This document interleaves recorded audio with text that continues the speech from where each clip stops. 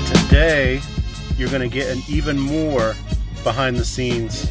So welcome back to Agency Life. Today, you're going to get an even more behind the scenes look.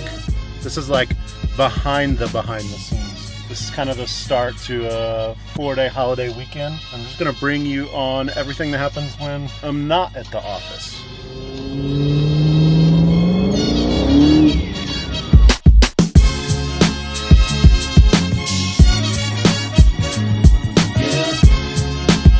Might be the first one here. Oh no, Tyler's pulling up. Let's see what everybody's doing today.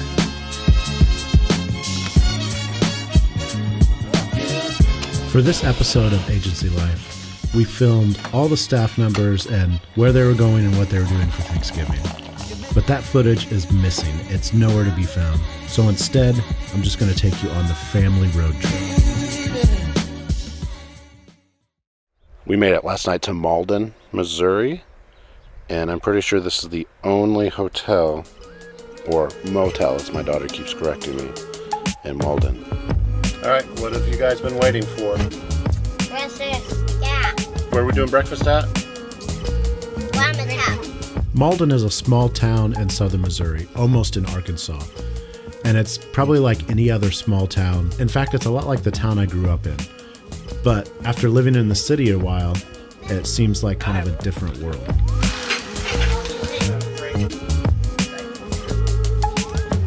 And we enjoyed the time with family, the good food, but then something happened as we were headed to our next destination, and we had to change our plans for the rest of the trip.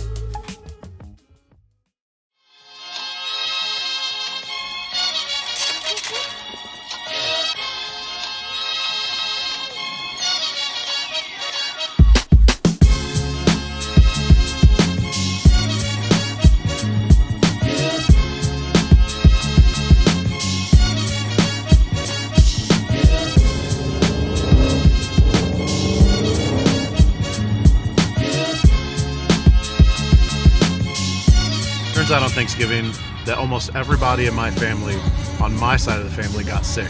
So it was pretty uneventful. Instead, this is going to turn into an episode about 360 video. And I managed to make it through Black Friday basically just buying a package of screws that I needed to fix something in my house. But what I did see were these great deals on these 360 cameras. Now, I've wanted one for a while. They do some really cool things, so I decided to get it and check it out, and if I don't like it, then I'll return it. But the rest of this video might just be filled with kind of gratuitous 360 shots. Honestly, there's probably not going to be much effort for a story. I don't know, maybe you'll think it's cool. The coolest thing about 360 video is it gives you infinite choices. You film everything, and then later on, you decide what it is you want to show. So that's the great part, but that's also kind of the negative. So let me explain. A while back, I did an interview for a video production class I was teaching. I think knowing the next big thing is really tough. There's a lot of technical progress that is giving us kind of these infinite amount of choices. But I think in the infinite amount of choices, we're losing the whole story piece. A lot of times if you're trying to say everything or you're trying to show everything, you're not actually showing anything. So let's use an example. The other day, I was looking at kind of this whole VR 3D immersive thing because a lot of people love to talk about VR and 360 video and all this immersive technology, but nobody's really figured out how to use it yet in a way that's effective for storytelling. And I'm not really sure how to use it, but I do have interest in how that's going to affect the way that people tell stories. Not every video tells a story, but every video has a purpose. Maybe that purpose is to explain a really complex concept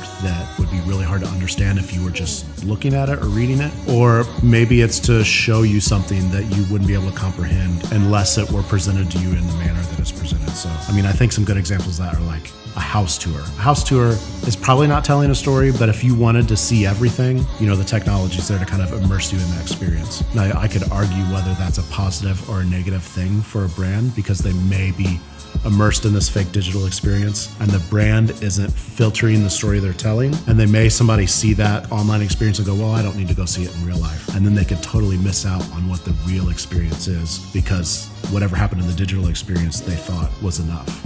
The whole process and the technology behind storytelling, I would say, has been very democratized. So it used to be if you wanted like a decent camera, you'd have to spend like $100,000 and it only shot on film, and you had to know how to do all this, have access to all this crazy stuff.